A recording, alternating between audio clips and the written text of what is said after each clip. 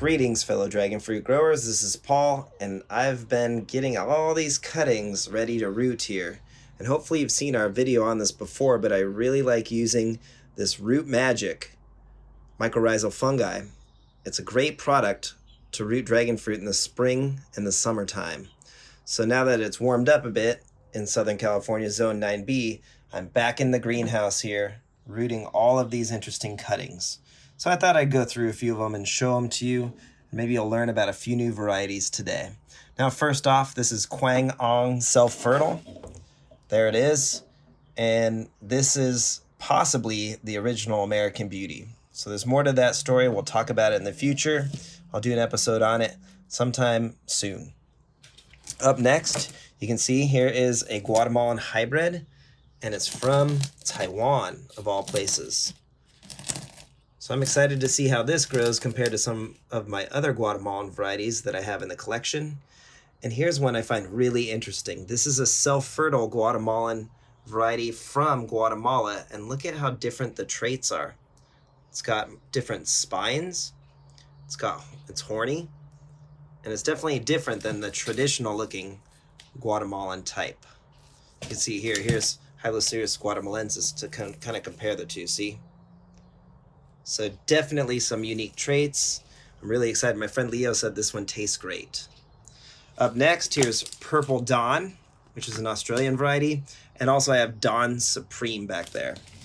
So these are just getting rooted, and I'm excited to see how they do this season. Up next right here is Panama Gray, or Gray Panama. And this one, believe it or not, looks kind of like an Ocamponus, but it produces a white-fleshed fruit. So Gray Panama. Over here is a fully rooted, I'm about to take it outside, but this is the Wallace Ranch graft, which is a somatic hybrid of sugar dragon and giant Vietnamese white, if I remember correctly. So you can see it's fully rooted, and it's definitely has some very unique traits for a somatic hybrid. Look at that, it's even putting on a coat. So I'm excited to see how that one does. It's gonna go outside, hopefully get some more nice weather soon and start some new growth. Now here is Linda's Asunta, which is most likely Asunta 2, which is a very sweet, slightly pink fleshed fruit. Up next, here's Red Taiwan number 5. Now I have Red Taiwan, but I also have this Red Taiwan number 5. I'm not sure if it's a different seedling, but this one has been stubborn to root this winter, so I'm hoping that the Root Magic is going to do its trick on that cutting. Here's Paul Thompson's Missing 6S. I have some spare cuttings that I'm rooting right now. And next to it is 7S right here. And this is a sister of Sugar Dragon. So I have a whole pot of this, and I'm going to add this one as well.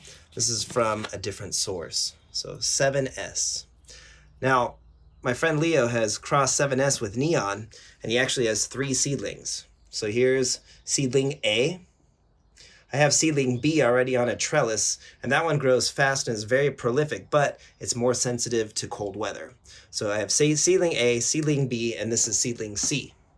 You can see it definitely has some unique traits.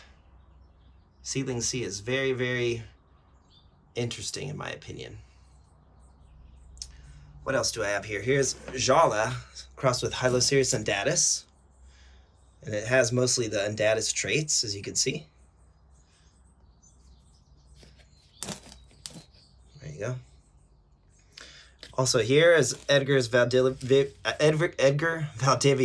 A5 White.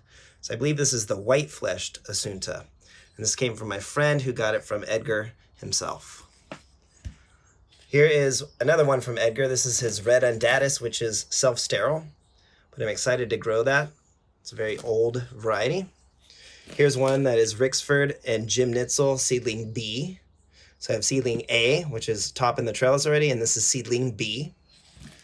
What else do I have that's pretty exciting? Here is Pink Condor. So I've noticed that there's speckled condor, and I believe pink condor is the same thing, but I'm going to grow this out and find out. So I'm excited to see what's the difference between this pink condor and a traditional condor. They definitely look a little different in my opinion. Here is a Trisha crossed with Hylocereus undatus. by Edgar Valdivia. So it's a Tricia seedling. So I'm excited to see how that one does. And here's one that's really unique. Now this one is called Luke Vlierracker, I believe. And this definitely has some unique Ocamponus traits. Let's see if we can get a good view of that for you. So look at that beautiful blue. It is sensitive to cold weather, and this was collected back in 12/23/2003. Definitely reminds me of an Ocamponus. So we'll see how this one does. And last, I have two of my personal seedlings. Here is a Maria Fucsia seedling. It's definitely really spiny. And this was grafted, and I degrafted it, and now it's a cutting that's rooted, or rooting, I should say. And then here is a Laverne Pink crossed with Tricia pollen. And this one has been growing like a beast.